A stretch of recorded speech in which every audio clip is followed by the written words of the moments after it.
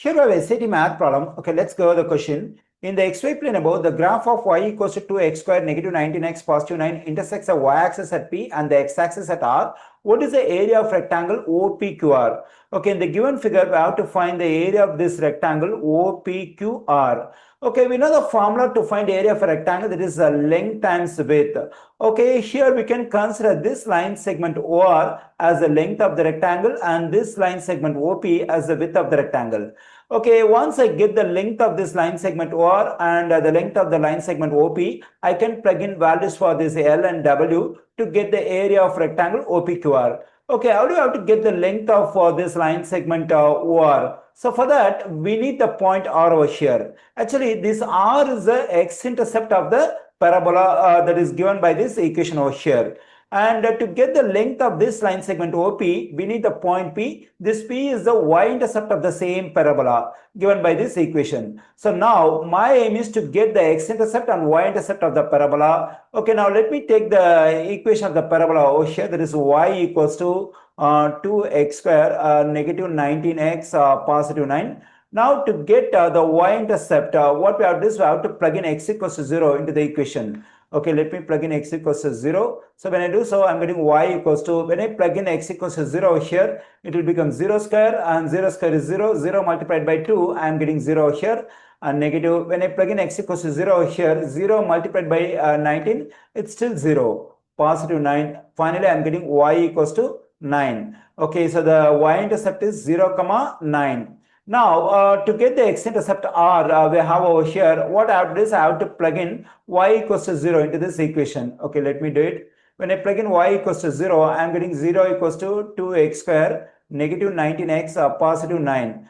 Actually, it is a quadratic equation and we have to solve for x in this quadratic equation. Okay, I think we can try to solve this quadratic equation by factoring. So, and also this is standard form, that is ax square positive bx positive c equals to 0.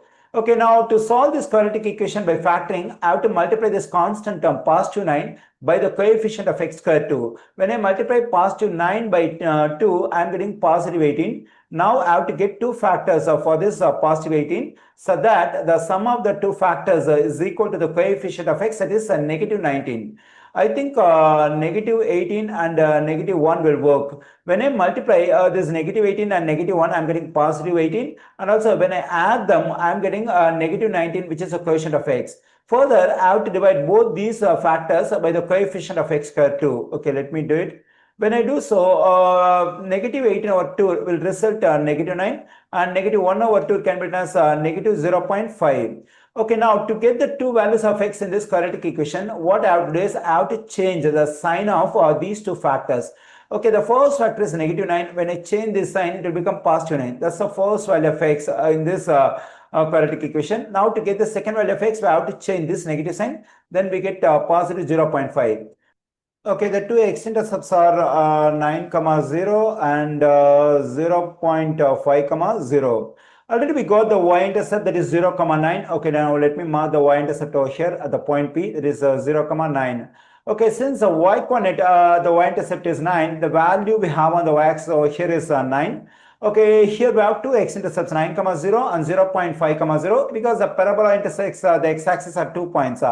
And also the x-coordinate at this x-intercept must be less than the x-coordinate at this x-intercept.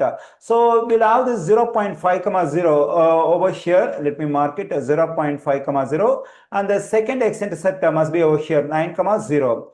Okay, since x-coordinate at this x-intercept is 9, the value we have on the x-axis over here must be 9. Okay, so here we have origin is 0. Then here we have 9. Then what is the length of this vertical line segment? Clearly that is 9 units. And here we have origin, that is 0. And the value we have on the x-axis over here is 9. Then what is the length of this horizontal line segment? So clearly it's 9. Okay, as I said already, this OR represents the length of the rectangle OPQR and this OP represents the width of the rectangle OPQR. Okay, now what we can do is we can find the area of rectangle OPQR. Let me write over here, area of rectangle OPQR equals to, the formula is the length times width. So the length of the rectangle is 9 units and the width of the rectangle is also the same 9. So 9 times 9 equals to 81. Therefore, the area of rectangle OPQR is 81 square inches.